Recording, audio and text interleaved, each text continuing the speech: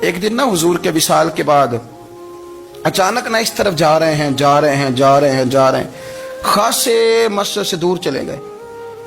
تو حضرت عمر تھوڑا طبیعت کو جانتے تھے. جناب عمر پیچھے دوڑے, کہنے لگے کدھر جا رہے ہو؟ چپ کر گئے. کیا ہوا؟ کدھر جا رہے تھے؟ ابو بکر سیانے بندے ہو, امیر المومنین ہو, کہاں جا رہے؟ تو رو پڑے.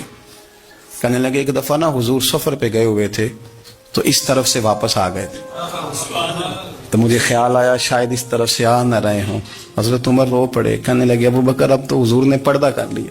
جنہاں دے دل بر جانی وچھڑ کون روگے پھر تھوڑا, سب روگاں دا روگ محمد جس دا نام وچھڑ. آپ ساری سیرت کی کتاب میں پڑھ لیں گے ابو بکر صدیق کا وصال کس بیماری سے ہوا. لوگوں نے قول کیے ہیں کہ وہ سانپ کا زہر آ جاتا تھا, فلان چیز تھی, لیکن کو بندہ وجہ تلاش کر سکا؟ کیا وجہ تھی وصال ہو گیا؟ کیا بیماری تھی؟ کیا تکلیف تھی؟ باقی وجوہات آپ کو ملیں گی. حضرت عثمان غنی شہید ہو گئے, حضرت عمر شہید ہو گئے, مولا علی, ابو بکر صدیق چلے گئے 63 سال کی عمر. وجہ کوئی نہیں بتائے گا. جب شدید بیمار ہوئے تو حضرت عمر فاروق نے ایک طبیب بلایا, بڑا سیانا تھا. اس نے سارا چیک کیا تو نباز تھا. کہنے لگا یار کو بیماری تو سمجھ میں نہیں آتی.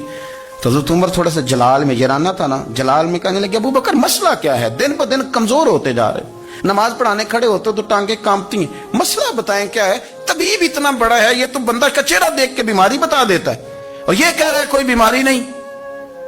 تو حضرت صدیق ایک بار خاموش ہیں. پھر حضرت عمر کہنے لگے ہم سارے آپ کی وجہ سے چلتے ہیں, لوگ سارے پریشان ہیں, آپ حضور کے جانشین بتاتے کیوں نہیں؟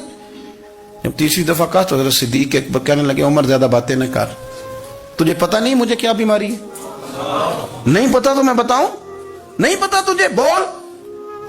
تو جناب عمر رو پڑے.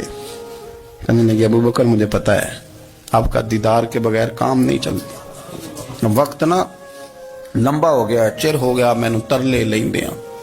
کدی موڑ میرے ول باگا, خواب میری وچ ایک وار دیاں میں ساری عمر نہ جاگا. مجھے پتا ہے آپ کے مرض کا, پر ابو بکر امت کو ضرورت بھی تو ہے نا. حضرت صدیق ایک بار کہنے لگے بس ہو گئی ہے, اب میری وصیت یاد رکھنا, جب میں دنیا سے جاؤں تو اٹھا کے میرا جنازہ قبر رسول پہ لے جانا, اور پہلے پوچھ لینا کہ ابو بکر حاضر ہے, اجازت ہو تو مجھے دفن کر دینا, ورنہ جنت البقیع میں. تو لوگ کہتے ہیں ابھی جنازہ ہی رکھا ہی تھا کہ دروازہ اندر سے خود بخود کھل گیا, اور آواز آئی اب دیر نہ کرو, محبوب کو محبوب کے ساتھ ملا دو. پانی پر نہ سہیلیاں رنگا رنگ کڑے, اسی پریا اس دا جانی جس دا. میں نے شروع میں ایک بات کی تھی کہ اپنی خواہشات کو نا حضور کا غلام بنا دیں, سوچیں سمجھیں کہیں وہ لفظ جو مدینے والے رسول کو پسند ہیں, پھر دیکھنا مسلمان ہونے کا مزہ آئے گا, پھر ذائقہ نصیب ہوگا.